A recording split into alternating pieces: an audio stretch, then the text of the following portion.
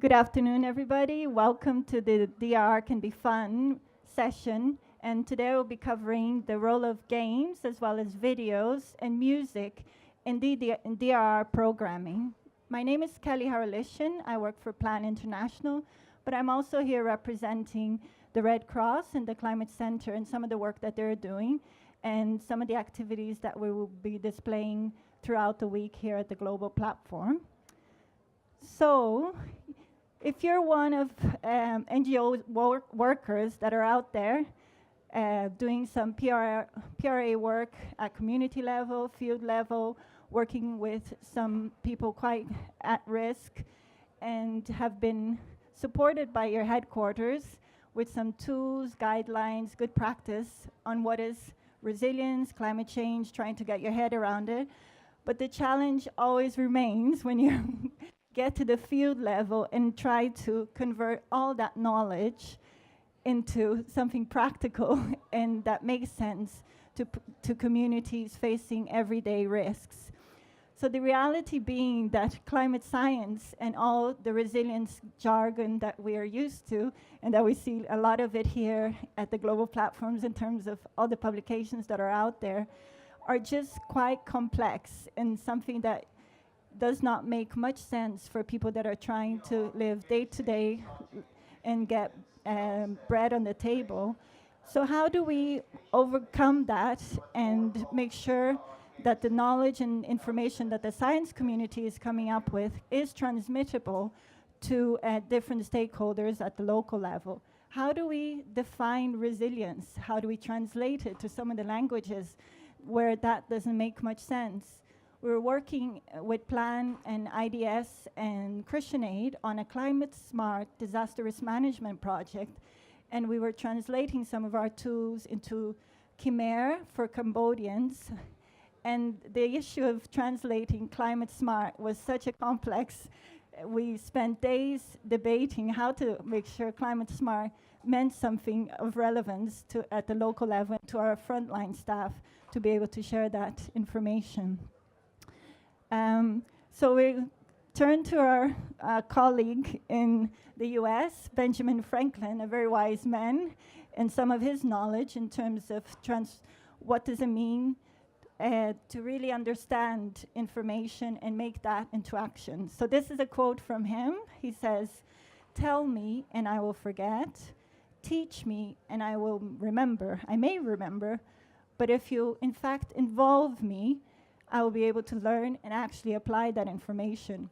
So this is what the DRR's Can Be Fun event is trying to promote into the action.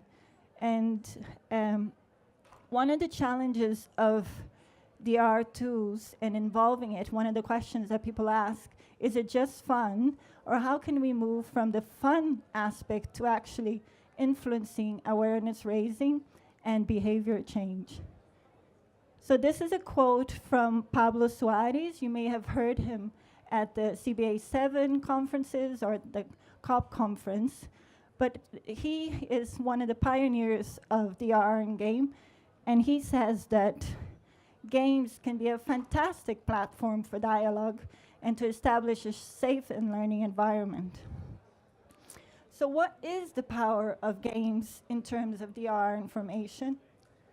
It is indeed a participatory methodology where we can help people with different levels of understand quite complex issues such as climate change.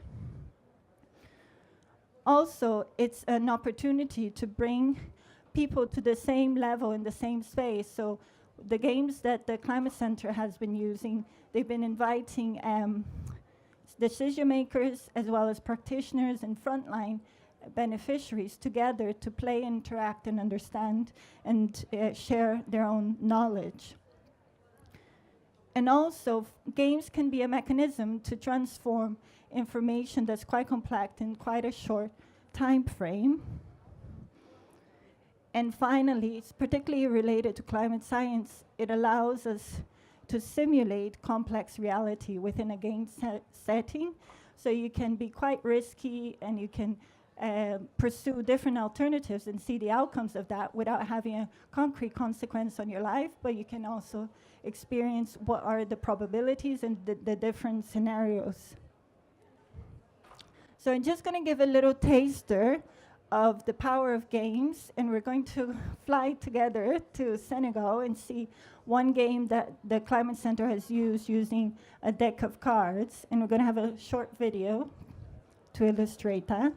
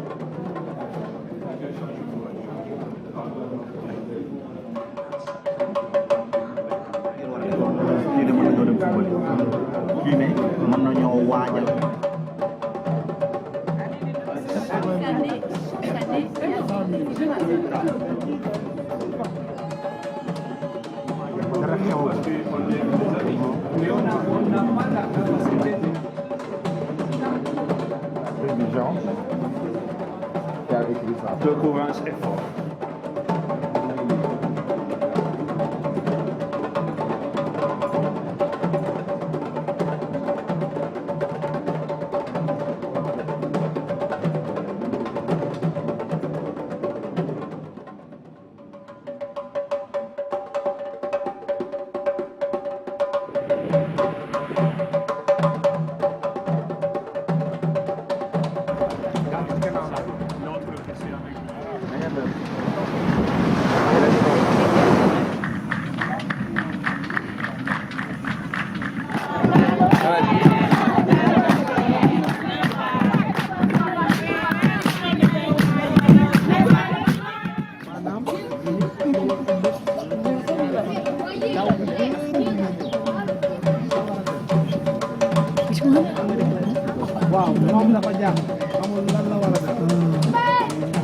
Ok, merci.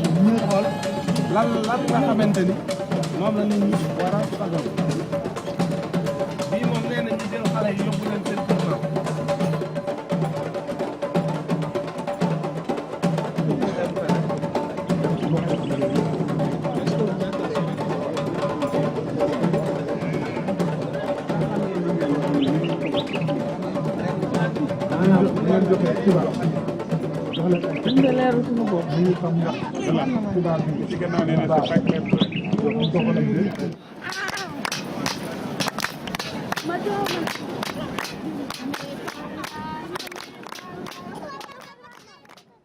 So that was an example of a game created by the Climate Center, the IFRC Climate Center, and quite a while back. And since then, they've developed quite a big portfolio of different games. And we are going to invite you to join us later at 4 o'clock, starting downstairs in the -1 level to interact and see another game into action, a few of the games into actions.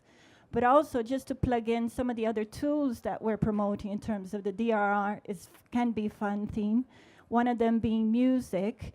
And on Thursday, we're going to have a session where we can showcase some of the work being carried out. But I'll just illustrate one of the projects that we're doing in Central America, Plan International in the Caribbean, an area where music and merengue and salsa is quite a popular, I'm getting some nods from Latin Americans here, popular influencing tool, and everybody listens to it on a daily basis.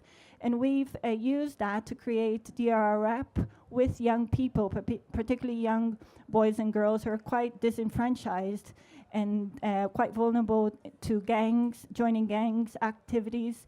And the value of DRR rap songs not only is the popularity of it and the outreach in terms of the youth and young, older people who also enjoy it, but just the process of thinking about a song, of writing a song, of thinking of the ideas in terms of processing that whole DRR conception of vulnerability, risks, and capacity building, and seeing quite vivid changes in social contexts when we engage these youth in developing their own songs and being quite proud and setting up stages and promoting that within their community and more widely.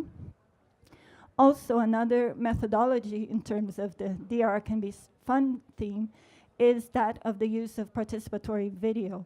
And Plan and Care and quite a few organizations have also developed quite a lot of portfolio videos where we've used the methodology to empower people to create their own voice in terms of identifying what are the risks at the local level, but also promoting solutions.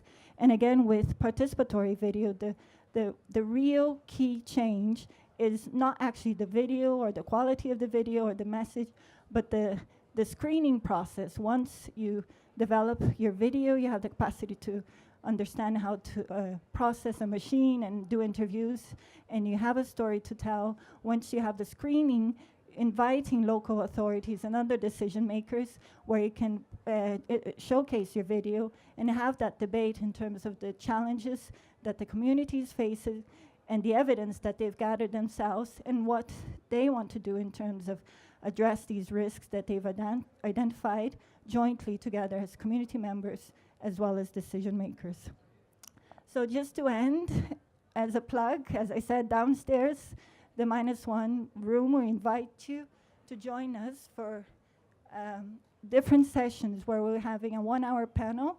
And right now, if you come downstairs and join us for a DRR and game session, and we'll be showcasing some very exciting activities, you're all very welcome. Tomorrow at 5:30 to 6:30, we're having a video panel session with different videos on puppetry, CBM, disability videos, as well as other activities on participatory video being showcased. And finally, on Thursday, we'll be having a session on the power of DRR in music, and we have some colleagues from Latin America who are being persuaded to end in a DRR Can Be Fun closing party at the global platform. So thank you very much, and do join us downstairs now at the -1 level for a game activity. Thank you.